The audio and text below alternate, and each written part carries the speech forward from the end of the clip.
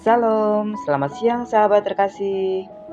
Hari ini kita memasuki masa Advent, masa ketika kita menantikan datangnya Sang Terang, Sang Mesias, Sang Raja Damai. Hari ini kita akan membaca Yesaya 9 ayat 1-7, sebuah nubuat yang sangat indah, nubuat tentang terang yang bersinar di tengah kegelapan, tentang harapan yang lahir, tentang anak yang dijanjikan, tentang Allah yang memerintah dengan damai dan keadilan.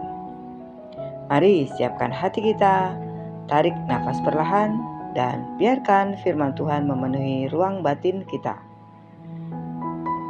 Mari kita membaca Yesaya 9 ayat 1. Tetapi tidak selamanya akan ada kesuraman untuk negeri yang terimpit ini.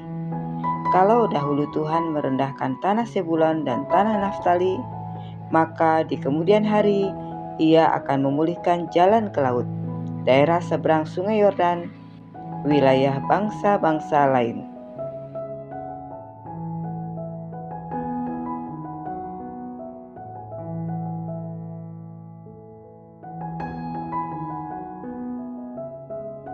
Tidak selamanya ada kesuraman. Ayat 2. Bangsa yang berjalan di dalam kegelapan telah melihat terang yang besar. Mereka yang diam di negeri kekelaman, atasnya terang telah bersinar.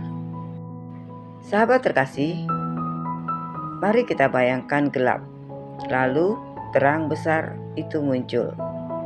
Seperti kehidupan kita, ketika Tuhan datang, arah berubah, harapan lahir. Ayat 3. Engkau telah menimbulkan banyak sorak-sorak dan sukacita yang besar. Mereka telah bersukacita di hadapanmu, seperti sukacita di waktu panen, seperti orang bersorak-sorak di waktu membagi-bagi jarahan. Sahabat terkasih, sukacita itu bukan dari keadaan, melainkan dari kehadiran Tuhan. Di tengah penantian, Tuhan menumbuhkan sukacita baru. Ayat 4. Sebab kuk yang menekannya dan gandar yang di atas bahunya, serta tongkat si penindas, telah kau patahkan seperti pada hari kekalahan Midian. Sahabat terkasih, ayat ini berbicara tentang pembebasan, tentang Tuhan yang mematahkan beban, tekanan, dan belenggu. Bagi siapapun yang merasa tertekan hari ini, mari kita ingat, Tuhan mematahkan kuk penindasan. Ayat 5. Sebab setiap sepatu tentara yang berderap-derap dan setiap jubah yang berlumuran darah akan menjadi umpan api. Sahabat terkasih, perang, kekacauan, dan kegaduhan akan digantikan oleh damai. Inilah janji Mesias, memulihkan apa yang hancur. Ayat 6. Sebab seorang anak telah lahir untuk kita, seorang putra telah diberikan untuk kita. Lambang pemerintahan ada di atas bahunya, dan namanya disebutkan orang Penasihat Ajaib, Allah yang perkasa, Bapa yang kekal, Raja Damai.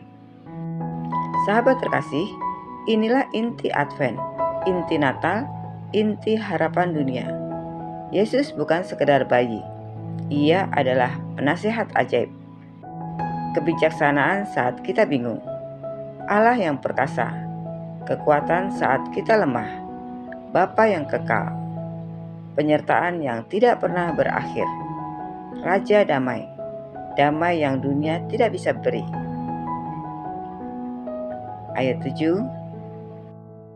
Besar kekuasaannya, dan damai sejahtera tidak akan berkesudahan di atas tahta Daud dan di dalam kerajaannya, karena Ia mendasarkan dan mengokohkannya dengan keadilan dan kebenaran dari sekarang sampai selama-lamanya. Kecemburuan Tuhan semesta alam akan melakukan hal ini. Sahabat terkasih, kerajaannya tidak pernah merosot, damainya tidak pernah habis, pemerintahannya tidak pernah goyah. Dalam dunia yang berubah, Tuhan tetap memerintah dengan damai yang kekal. Sahabat terkasih, Yesaya 9 ayat 7 adalah janji harapan. Bukan hanya untuk bangsa Israel pada masa itu, tetapi juga untuk kita hari ini. Ketika hidup terasa gelap, ketika hati terasa menunggu, ketika langkah terasa berat, firman Tuhan berkata, tidak selamanya kesuraman itu ada. Terang itu datang, terang itu nyata, terang itu adalah Yesus sendiri. Biarkan terang itu memasuki setiap ruang dalam hidup kita. Ruang yang gelap, ruang yang lelah, ruang yang menunggu, ruang yang rindu pemulihan. Sahabat terkasih, mari kita berdoa bersama. Bapa yang penuh kasih, terima kasih untuk firman-Mu melalui Yesaya 9 ayat 1-7. Terima kasih untuk terang yang Kau bawa dalam hidup kami. Terima kasih untuk Tuhan Yesus, penasihat ajaib, Allah yang perkasa, Bapa yang kekal, Raja damai. Bapa, penuhi hati kami dengan damai-Mu, terangi setiap ruang yang gelap, bebaskan kami dari kuk yang menekan. Kuatkan kami dalam masa penantian ini, dan ajari kami berjalan dalam terang-Mu setiap hari. Dalam nama Tuhan Yesus Kristus, kami berdoa dan mengucap syukur. Amin.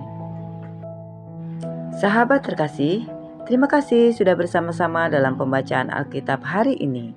Jika firman Tuhan ini menguatkanmu, jangan lupa untuk klik like, komen, share, dan subscribe ya, supaya semakin banyak orang dikuatkan oleh firman Tuhan. Sampai jumpa di pembacaan Alkitab berikutnya. Selamat beraktivitas, Tuhan Yesus memberkati.